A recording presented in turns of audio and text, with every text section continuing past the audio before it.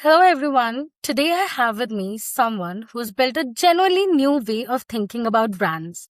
He has talked about ideas like brand homeostasis and backstage tags, terms that sound simple on the surface, but once you actually unpack them, they change how you look at branding altogether. That someone is Rajesh Srinivasan, the founder of Mindful Marketing. He is a five-time Amazon best-selling author, and his new book, Mindful Business Growth, has just launched. It's built around using power laws and 80-20 principle to find real leverage in business, marketing, and growth strategy. He has also spoken at TEDx and done 150 plus keynotes and workshops for CEOs and business leaders. Rajesh, I'd like to thank you for joining me here today. Let's start right there with brand homeostasis. What does that actually mean?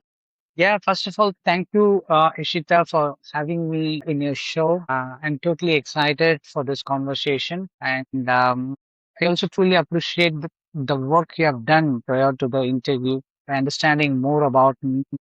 And this question, I could sense from this question itself that the first question itself that you have asked about brand homeostasis. I've recently written about this in my LinkedIn. I guess you would have got this insight from there. So, I mean, what do I mean by brand homeostasis? First of all, let's uncover this concept called homeostasis. It is nothing but our body's ability to adapt to the changing external environment. For example, if it is cold outside, we were discussing about the Chennai weather, right? It's very hot and humid outside.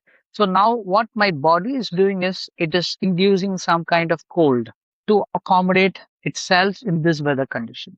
So if I go to a hill station, if it is cold outside, my body will generate some kind of heat to manage with the external environment. Not just the temperature, Vishita, even the blood pressure levels, blood sugar levels, the body will generate to accommodate itself in the environment, just to adapt. This is called homeostasis. So, how it applies to brands? So, number one, every brand has a core DNA, an identity, and positioning, right? And what every brand do to stay relevant in the market, we adapt to the external situation, right?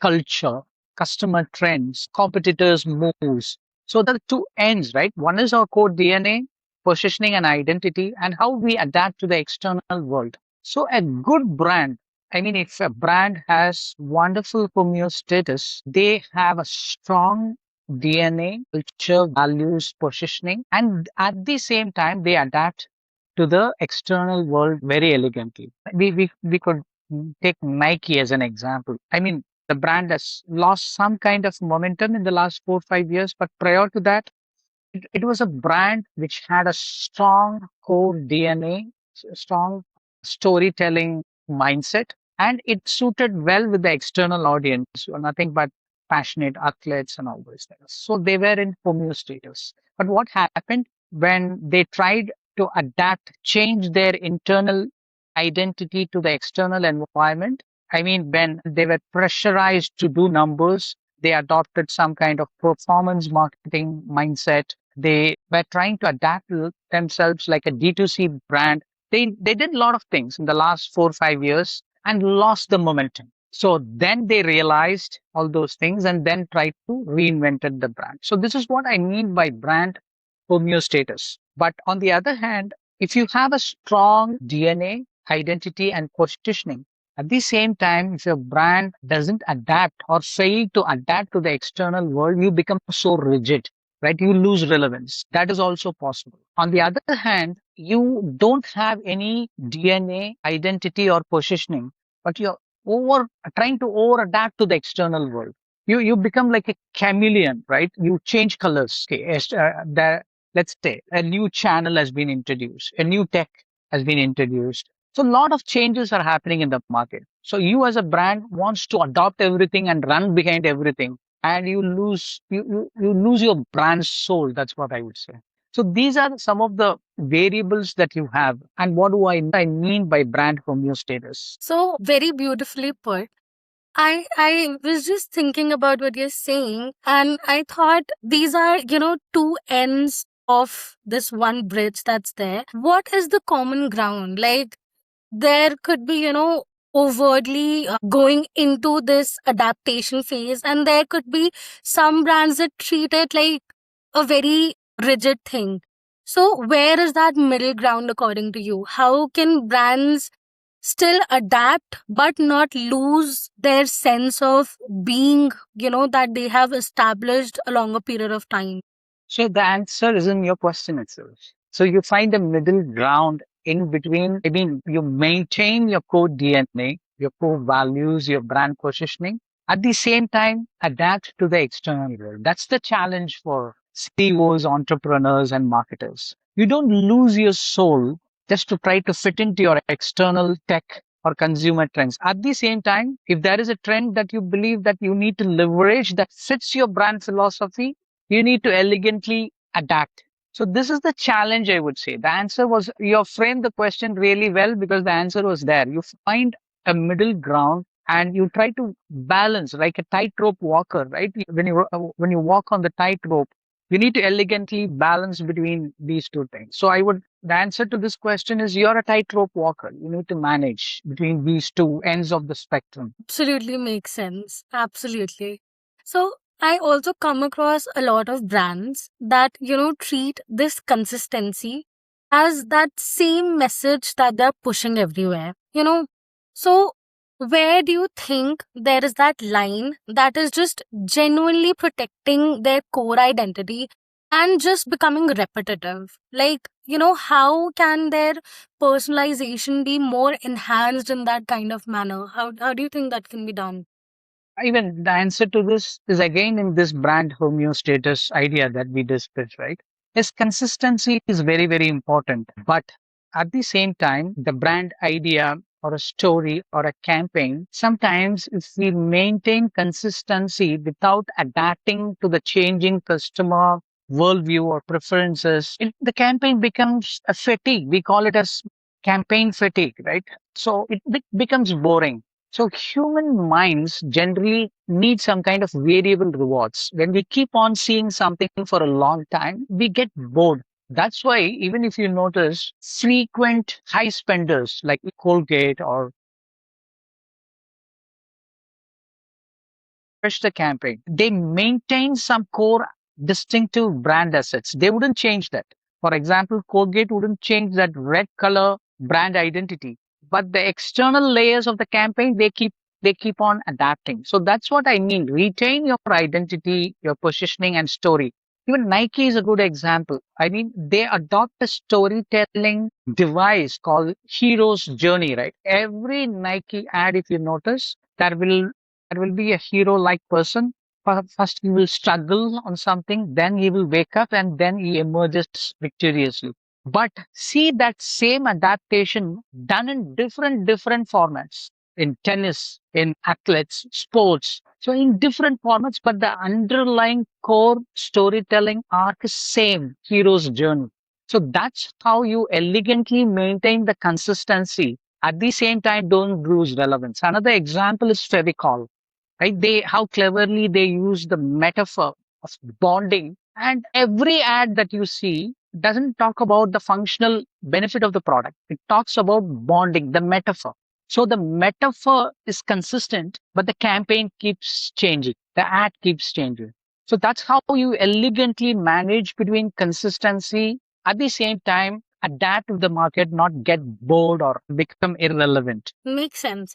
The Fevicol example was such a good one, and it has such a great, brand recall to it. Yeah. I can still, like, as soon as you said Fevicol, the peak advertisement with the sofas that came to mind. I have So a a question very, to you. May I ask? yes, What are sure. some of the 2, 3 ads you remember when it comes to Fevicol? I remember that one with the sofa, with the entire song. To be honest, my, connection with Fevicol is such that I only remember it with that song, with that sofa traveling house to house and all of that stuff.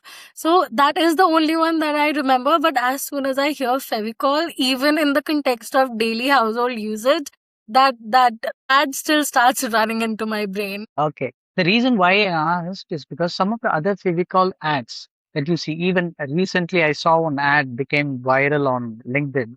where two soldiers, one resembles a soldier from India and another one resembles a soldier from Pakistan. They are standing in a uh, line of control, and both are trying to fight with their shoes. And after keeping their shoes together, after a minute, they were not able to remove those shoes. And this gentleman is taking a Fevicol from his pocket. So that's see, that's the metaphor. No, in none of the ads, they tell the functional benefit of the product. Or product would stick really well, or something of that sort. They would communicate a metaphor. They would convey a metaphor through which we understand the benefit of the product on our own. So that's the beauty of this storytelling arc that they have used. Right. Absolutely. Totally agree with that. So, Rajesh, I was looking at a couple of your videos from YouTube, and I saw that you were talking about this idea that, we should show the brand's mess, the imperfect behind the scenes, sides that build more trust and, that are not that polished for everyone. So, my question is for the B2B SaaS companies or like just SaaS companies that build their entire image on that clean UI, polished case studies, and those flawless demos. So, how would they even, start to think about these behind the scene mess? Like, how do you think they can do this? Yeah, first of all, I mean, having a good UI, user experience, and good case studies and UX is needed because people are going to judge us by the perception, by what they see, right? Those are external stories. So I wouldn't discount having those things in the first place, but bringing in vulnerability, bringing in some kind of candor in our approach will really stand out. I mean, I I I, I remember this book written by Alvis. It's called 22 Laws of Branding, in which he has one law called Law of Candor. If your brand is vulnerable and if you openly admit your goof ups, your mistakes to the public, people generally accept your brand with a positive response. So for example, a SaaS company, you could talk about your customer service failures openly, how many customers you have lost because at the earliest stage of the product development the product was not so good, and because of that you learn something, adapted, and then changed, right? When we talk about case studies and success stories, we generally don't admit our failures. We generally showcase only the positives of the brand. We have some kind of, as marketers and entrepreneurs, uh, we fear vulnerability, right? So being vulnerable about our client churns, even the mistakes we did when we developed our product, particularly the founder of the company or the people who are in the early stage of the company, especially when they talk about it. I do see founders talk about these things in the recent times, which is very good.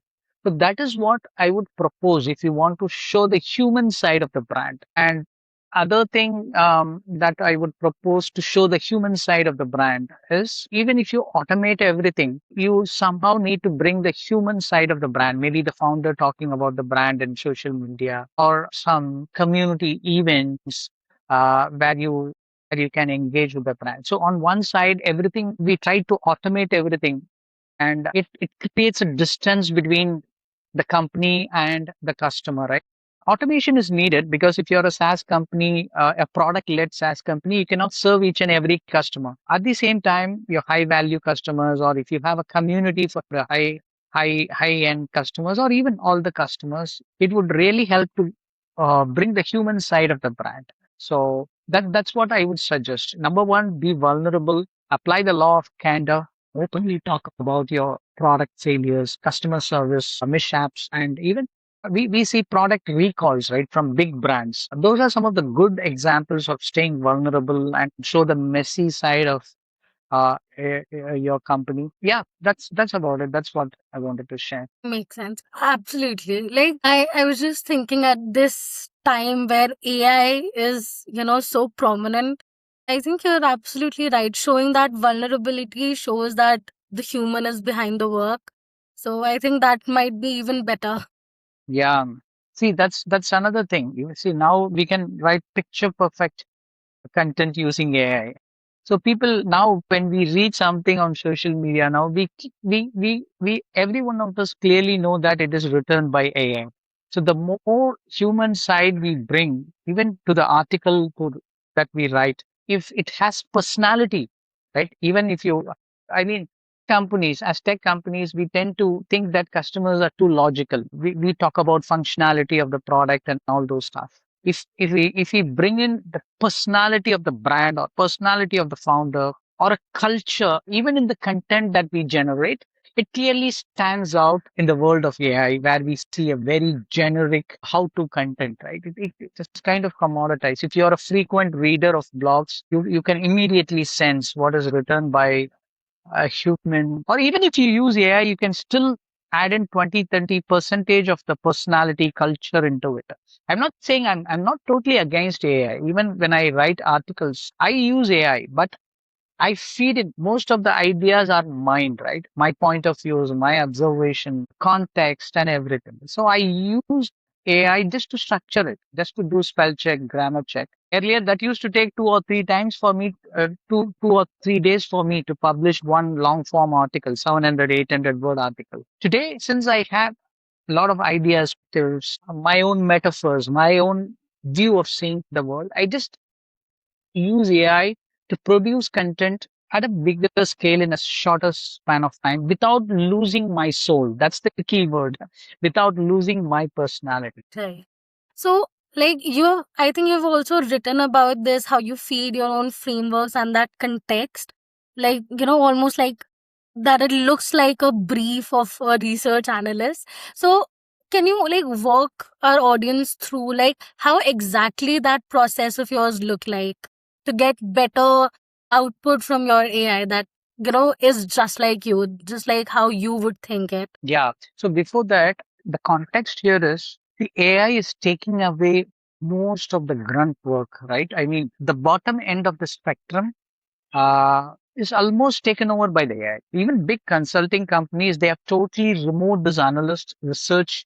They are even big companies like McKinsey. When I listened to the interview of McKinsey CEO, I think 1 month back, he said very clearly, now each of their partners, top senior guys, have one agentic AI for their work. One agentic AI has replaced almost 10, 15 analyst, entry level, senior level analyst job. Their job is to research and provide inputs and insights to the partners to solve their customer problems. So the same thing happens even inside companies, right?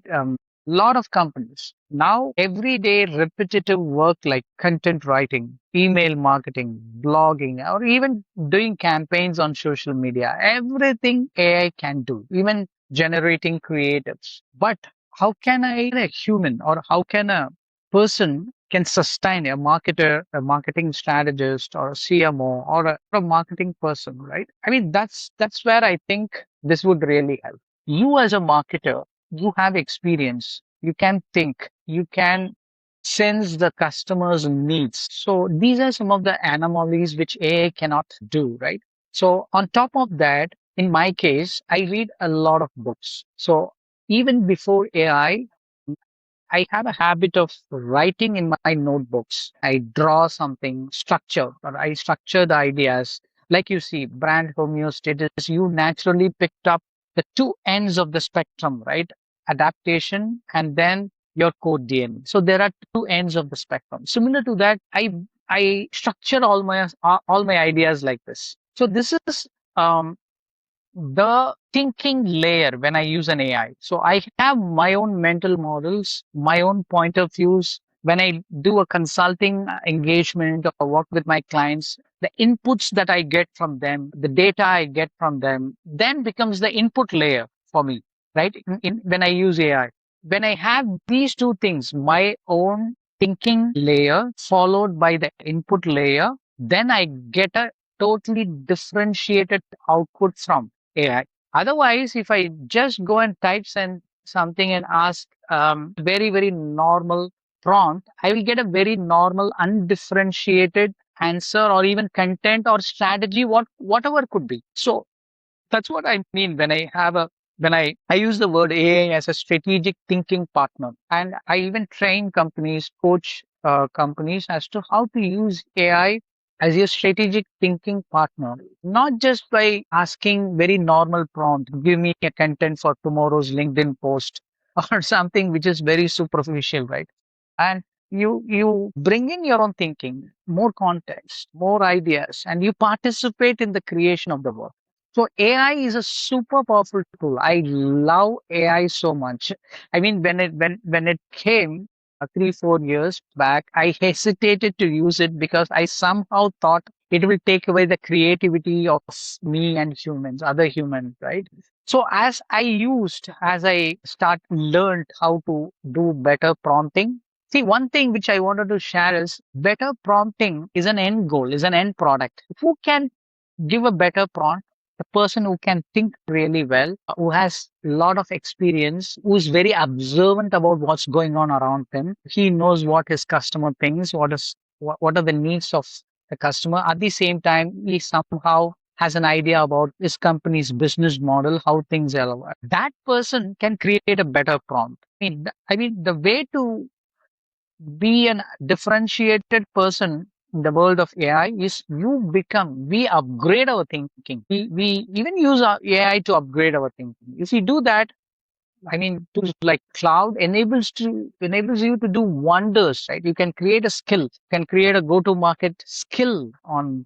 Instead of prompt, you can even create a skill. You can even create a small coding and generate go to market for a specific company with a specific context. So those are the possibilities. But only if I know I have a mental model, I bring in some kind of insight to AI, it really stands out. So that's my point of view. Course, then the key is for us to become the better thinker first, and then AI will definitely refine our thinking model in a much better way. You're right. Yeah. Sick idea. If you're a So, strategist, I think it can propel the work that you do as a strategist. right. That's what I believe. I agree. Absolutely. So, moving on to a different concept that you have spoken about and, of course, written about. So, you believe that marketing operates in four different levels and that most companies don't even know which level they're at. So, I really want you to first share what you think these four levels are and where do you say that, most companies are getting stuck? What could be, their real blocker? Yeah. Yeah. The four levels of marketing maturity, as I call, the first level is demand capture, right? So let's say you're running a product company. So what you want, or a service company or a consulting company. So every day you need traction. You need to crack. You need to touch your revenue, right? Every quarter. So what we do, we run some performance marketing campaign. We run some advertising campaign just to get the word out and get some leads for the business. This is demand capture. Just nothing but what we are doing here is on the other side in the market, we are targeting customers who are ready to buy. That's what the advertising does. When we put out a performance marketing ad, what we are essentially doing is we are telling the customer, hey, see, we have a product. These are the benefits of the product. If you want, please come and buy from us. Very, very straightforward. But if you notice in every market, there are customers who will be in the research stage. They wouldn't even know the category exists. I mean, some type of customers. They will be in the very early stage of the market. For example, if I have a headache, right? I am just sensing an headache. So if I just sense an headache today, I will just go and search something like I'm getting headache every evening. What should I do? I'm just researching about the headache as I move forward. And then one day I would type inside chat GPT or cloud, what are some of the medicines available for migraine? Because I understood that I have not, don't just have headache, I have migraine. And I then look for the end thing that I would do is looking for a product. But before that, I would go through something. I would do research about my headache, why it's coming, what are the various types of headache, why am I getting this at this point of time after having my early morning bath. So these are the questions that I would ask. That's when this demand generation comes, which is nothing but the second stage. In demand generation, what you do, you generally educate the customer. That's what we do. You write blogs. The reason why you write blogs in a blog, we do not directly sell the product. We um, talk about the category, what is the ideal customer, the challenges that they go through. So all those things make up a good blog. Or if you have a YouTube channel, you talk about that. What happens when we do that? We are educating the customer, and when he's ready to buy, he will fall into the demand capture, into the funnel elegantly, right? So these are the two things at those, I mean, those four levels. These are the two levels which are very, very important: demand capture, and on top of it, demand gen. We call it as demand gen, right? Demand generation. The challenge with companies is the measurement aspect. The performance marketing and all the other advertising work that we do, email marketing that we send, and all those stuff can be measured. I mean, you can see how many people have opened your emails or how many leads you are getting. We are too addicted to measurement. So we if we start a blog, or let's say you're starting a YouTube channel, and if you ask a question, now you have rolled out 3 4 expert interviews in your YouTube channel. Let's assume that.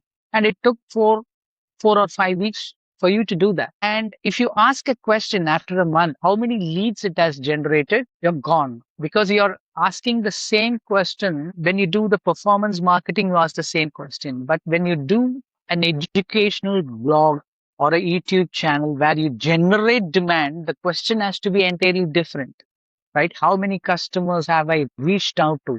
How many customers have I engaged with positively? So if you generally don't measure demand generation properly, we generally measure it like we do for performance marketing. Some of the entrepreneurs, even founders, do this mistake. People who do not fully understand how these two different mechanisms really work. If you ask that question to a demand generation campaign, you're gone. You will shut down the YouTube channel. And then, I mean, because it will not produce immediately, you get result. And ideally, if you notice, people may see your ad that you do on performance marketing. And these days,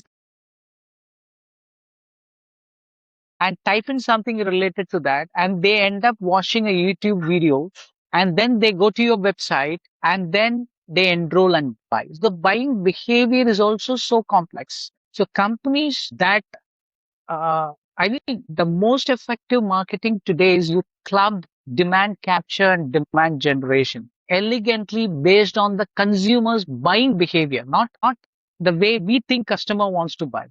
For example, if you're selling high-end consulting, you definitely need a long-form blog to educate the customer about certain problems. Advertising, you can even keep 10 20 percentage performance marketing and do 60 70% demand generation, because a CEO who has a GTM problem will not just see a ad, put in a punch in a lead and end up in a call, because he will do his own research. He may go to an industry event, listen to the speakers, listen to experts, then connect with them. So ideally, if we align our marketing efforts, demand capture and demand gen, based on the customer's buying behavior, it tends to work elegantly. That's one thing. So the top two, three and four, the four levels of marketing maturity.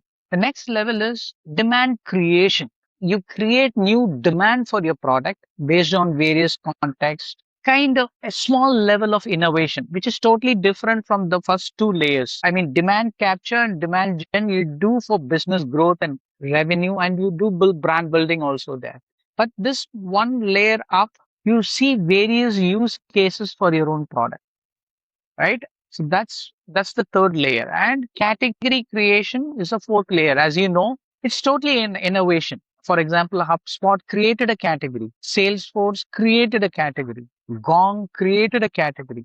In B2B, I'm talking about B2B SaaS. So that's entirely a different ball game, and you need to have a different mindset. There, marketing works alongside the business strategy. The founder and the marketing team, you're not discussing about what ads to run or what content to create. There, you're thinking widely about the whole category. What are the customer problems in the category? What are the market gaps? The reason why a marketer can contribute there is because you are already in touch with the market. The founder also needs to wear some kind of marketing hat when you do category creation. Otherwise, you think about product, product, product, ignoring the market side of it. These are the four layers of marketing maturity. And one more thing which I would like to add is two things are very, very important. You can even ignore category creation. Category creation is not for everyone. We don't have to think about category creation every now and then. If we find an opportunity, we can create a new category. Or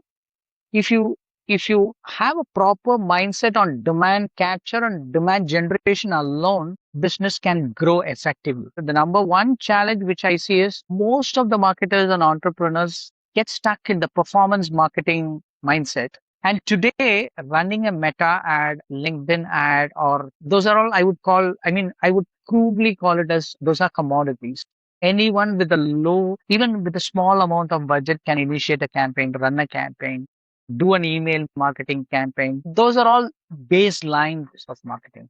So the next layer is demand generation, brand. These things will help you set apart from the competition. You become a differentiated company. People see you in a different light, which will eventually lead to better traction, better awareness, and better affinity, and naturally leads to better sales engagement. Right. Like, based on, the channel thing that you said, it immediately clicked to me that after, I started the conversation with you about the mindful marketing book, the cartoon one. So the first channel that I went to after, reading that book was your YouTube. Like, of course, after LinkedIn, because LinkedIn is like the most prevalent media out there right now. Yeah. But after that, I definitely went to YouTube and I saw so many videos, and it definitely brought, particular questions about personal branding and all of these, things that work alongside a brand. So I remember watching this particular video of yours where you were also calling out a lot of advice on hollow and overused personal branding. So now that we have already established that the performance marketing is one thing, we also have to be, humanly connected to our brand. So what would you advise people to, drop completely? Like, what is something that is so overused that people should just stop now? Okay, in personal branding, right? See, Yes. one thing, I mean, these are the things which I tell myself that I'm sharing it with you. It's not an advice kind of thing. I will be careful about these things to my own self. Number one, let's talk about the beliefs that we have. Number one belief is you have to be consistent if you want to build a personal brand. We have to question that assumption in the sense that why am I trying to be consistent? Is it, I mean, most of the times, it is because of fear of missing out. If I am not putting out any content tomorrow or next 2 or 3 days, people will not remember me. So when I am creating something out of fear to be consistent, what I am creating is just a very superficial stuff just to put out in my LinkedIn post or in my YouTube or whatever it is, just to ensure that people remember me. It's a I'm operating at a very, very lower level, right? What is consistency? When I ask myself, I can be consistently doing something, posting something 3 days once, even 5 days once. Sometimes what I've realized when I write, because I'm a frequent writer, I write almost every single day. Sometimes what I've learned about writing or creating maybe content or anything of that sort. If we frequently do something, we get into some kind of brain rot. Our brains wouldn't think clearly. So I've realized and I'm practicing it these days. Whenever I find that ideas are not new, I'm getting stuck somewhere. I don't even think. I don't even pressurize myself for 3, 4 days. I don't even write. I spend some time with my wife, my son, or even talk to folks like you just to understand something, chill out. When I'm in that mode of not thinking about something, my mind produces a lot of um, good stuff. I may even pick up a book and read it. I may even do something very randomly, right? The brand homeostasis idea that I got, I was listening to a psychologist a trauma specialist. I got this idea of homeostasis from that gentleman, not from any marketer or not from LinkedIn at all, right? So if he totally shut down all the media communication that generally gives ideas and get into a new space, we get breakthrough, right? We get breakthrough innovation. So I would constantly question myself, what does consistency mean to me?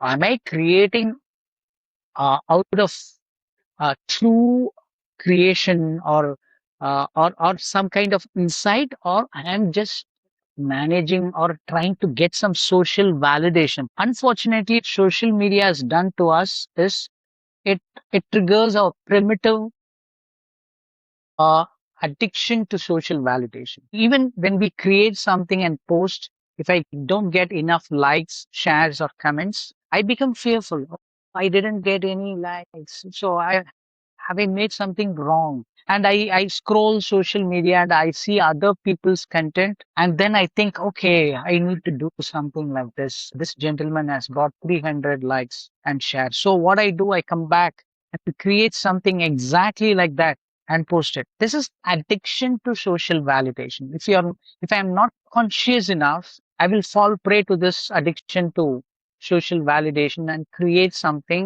a very normal stuff out of it. So if you're a personal brand who wants to build a sustainable personal brand, I think we need to set aside this fear of missing out, addiction to validation. And it's very difficult because I'm facing this challenge. As I share, it's not quite easy for me because I'm also a human being, as I speak like an expert. So I face this. I consciously take some break. Even when I take 2, 3 days break, when I don't say anything, my survival brain will knock my door and say that, Rajesh, you have not written anything for the 2, 3 days. See, other people are writing. What are you doing? My critical inner self would talk something like this. So these are subtle inner aspects that we need to work on, particularly when you're a personal brand. I would even say, even for company brands, we need to be cautious about the word consistency, right? Even 3 day creating something, allowing something to emerge, a beautiful insight or content to emerge for the next 10, 15 days really works. We see this gentleman Christopher Nolan, or the movie director of Avatar, Stephen. He creates movies every 4, 5 years once. Beautiful movies. That is his frequency. That is his consistency, right? So everyone is allowed to have their own consistency. I mean, as I mature, I slowly start believing in not paying too much of heed to the advices that we get. We need proper boundaries around us just to ensure that there is some sensibility in whatever we do. Um, Hope it makes sense, some sense to you. Definitely. Like, this was very reassuring to hear as well because, you come across a lot of personal branding coaches that are there on LinkedIn, and then they are like, no, you have to post every day, post at this time, do that. So, even I, somewhere, am very skeptical of that idea. Like, for me, any channel of social media that I personally have, it's a very personal thing to me. So I don't even like to put out an idea just because I have to. Yeah, That fear of missing out that you very rightly, put in here is like something that everybody is, afraid of. So I definitely resonate with every word that you have just said. And it just makes me feel a little validated that the mechanism that even I work with, it's great. wonderful, wonderful. I'm not against consistency. Even sometimes I write frequently. At the same time, we need to work on projects that makes real impact. So that's why I have this framework. I 60, 70 percentage of the time, I write something consistent, short form content. Another 10%, 20% I allocate to long form. I write long form content in LinkedIn. And the other bigger long form content, every 10 percentage of time, every 3, 4 months, I write a book. So that's the longest form of content you can imagine. See, 100, 200 words for your social media, 800, 900 words for your blog, case study, or for your LinkedIn long form. And 20,000, 30,000, 40,000 word as a book. Because a book, I'm just in my case, I'm talking about as a consultant, a book is a long term asset where your 1,100 word article that you use every day is kind of short term visibility. I come to believe that both are important for me. And you need to have a right balance between all these three variables of your content: shortest form of content, and then the mid range, and then the long range. For example, a YouTube video that we are doing is 1 hour, right? It's a mid range long form content. People are watching. People who watch long form content, I've realized we are not just optimizing the reach, we are optimizing for the engagement. The one who spends with you, reads your long form content, at least even 25, 30 people fully read your long form content. They spend almost 10, 15 minutes time with you, which is most valuable in these days. And your 1 hour YouTube channel, if someone watches, even out of, let's say, 1,000 views, even if 10 percentage of the people, 500 people watch your 1 hour YouTube video, you have made a decent engagement because you have captured the attention of 500 people for 1 hour, which is very, very good these days. So we hesitate to come up with long form content because it takes time. That's why I said consistency, fear of missing out forces us to do something which is at a baseline, and we keep doing it, forgetting to take a break to do a long form content like this, or even super long form content like a book, article, or something of that sort. Right. So, Rajesh, now that you have 20 plus years in marketing and 5 books now behind you, what is a belief about marketing that you held strongly perhaps 10 years ago? Now you've completely changed your mind about it. So, what would be something, some concept or something that you remember like that? Okay.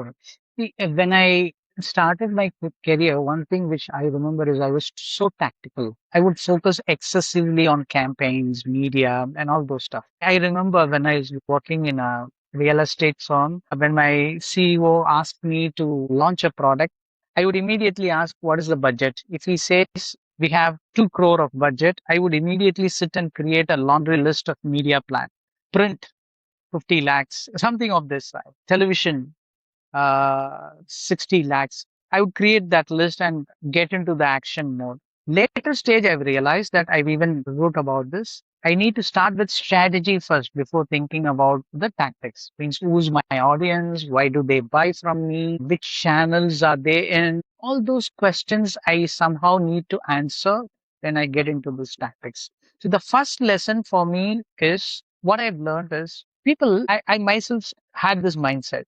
You tend to think that execution is everything, right? If we even evangelize that in so many articles we can show execution is everything. I've realized that strategy plus execution is everything. You need to have strategy and you need to execute the strategy. So strategy plus execution is everything.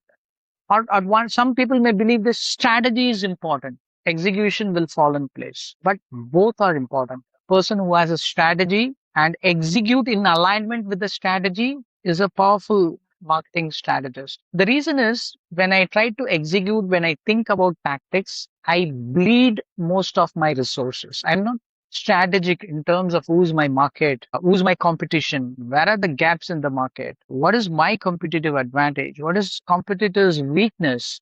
If I don't have any clue about it, I'm bleeding my resources, right? I'm waste bleeding my money, time, resources, and everything. So execution alone is not sufficient. That's my learning. Tactics and execution. Number two, I have come to this realization that there is a changing aspect of business and marketing, and there are certain aspects that don't change. For example, 1 year before, even 2 years before, we were extensively using Google, right, for searches. Now it is almost gone. Google search SEO is almost that tactic is almost gone. But on the other hand, writing a useful content for customers, that belief and mindset has not changed. Now we are optimizing for a different tool, which is nothing but AI, chat GPT or so. I've come to realize that a marketer, an effective marketer, has to balance between these two, right? The changing aspect and the aspect that is not changing at all. Some principles. some concepts. For example, positioning as a concept, brand management as a brand relevance as a concept, brand differentiation as a concept. Apart from that, even consumer behavior, it doesn't change and it also changes. Having an elegant dance between these two makes you a good marketer. I sometimes, when I introspect, I sometimes failed to do that. I tend over adapted to some kind of technology, forgetting the principles. Or sometimes even when AI came, I myself told that AI, it affects our creativity. It's not going to do anything. I foo-fooed it at the beginning. Then I learned myself that, okay, where can I apply my principles, concepts, these mental models, how consumer behavior is going to change in the world of AI. When I tried to learn that, I I am slowly learning that how can I be more balanced rather than leaning on one side, right? You become too tech focused, too media focused, too technology focused. Become so tool focused person. On the other hand, you ignore everything and saying that those things doesn't matter. My principles, concepts, these are very important. These two extremes are dangerous. That's what I've learned. Right. Again, the balance and the tightrope. Yes, exactly. You're a tightrope walker. So, Rajesh, as you're almost at our, last segment of this conversation, before we leave, I'd really love for you to tell our audience more about your new book, Mindful Business Growth, and what can they learn from it? What can they, look forward to while they're going to read it? Yeah, first of all, thanks. Thanks for allowing me to talk about my new book. This is my fifth book. Zebra Learn is the publisher. And I'm a big fan of power laws and 80-20 principle.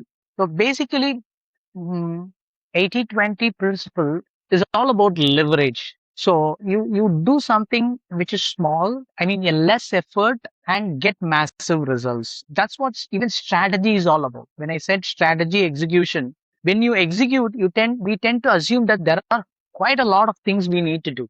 But when we bring a strategy layer into it, we find that we don't have to do endless things in order to achieve our results. If you're too strategic, you spend, you think less, you spend less resources, at the same time achieve the results. That's what 80-20 is all about. That's what leverage is all about. That's what strategy is all about. So now this is a vague concept. Most entrepreneurs and most of us know 80-20 principle at the level of concept or a theory. So what I have done in this book is I've identified 22 practical levers that you and me can apply in right from the business strategy, go to market, or even in product market fit, even at the tactical level, right? Writing a blog or content communication. So 22 such practical levers I've introduced in this book. So those things will bring leverage. Ideal mindset is do less and get more. Think strategic. So that's the essence of the book. The book currently is available in Zebra Learns platform, publisher's website, and most likely it will be launched soon on Amazon as well. Fantastic. I can't, recommend this enough because I love the concept that you have put in and, adding like 22 rules for this and 22 strategies. I think people are going to learn a lot from the book. I hope the book gets a lot of love from the readers. Thank you. Thank you so much. Thank you so much, Rajesh, for joining me today for this conversation. I really, really enjoyed every bit that we spoke about and every knowledge that you have imparted here. Thank you so much for joining me today. Thank you. Thank you, Ishita, for the wonderful questions. I truly appreciate the time you spent to understand more about me, understand my thoughts. I believe this is a true differentiator. I mean, it's truly inspiring the work you did behind the scenes. Thank you so much. Thank you. Thank you. I hope you have a fantastic day and I hope your book does wonders.